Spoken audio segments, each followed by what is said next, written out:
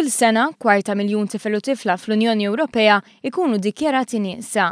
3 minn kull 4 tfal li jinħatfu jispiċċaw jinqatlu fl-ewwel 3 sigħat biss minn xin jinħatfu.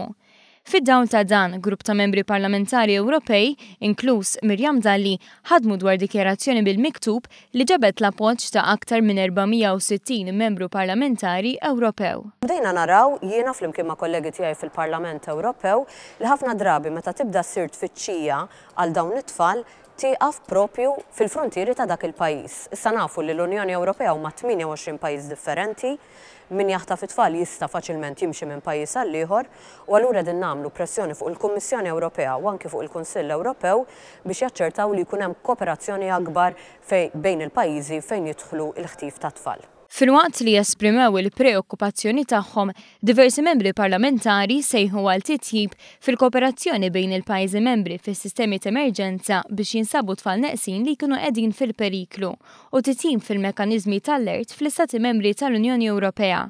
Permezz ta' din id-dikjarazzjoni bil-miktub, il-membri parlamentari Ewropej qed jitolbu lill-Kunsill Ewropew u lill-Kummissjoni Ewropea biex jatwaw pjan b'5 proposti imħejjem min-netwerk polizzjesk. Il-Kummissjoni Ewropea tintalab li tagħmel kull sforz biex tinkoraġixxi il-prattika li permezz tagħha l-Aġenziji tal-Infurzar tal-Liġi, l-Awtoritajiet tal-Fruntieri u l-pubbliku fil-pajjiżi tal-madwar jiġu infurmati immedjatament.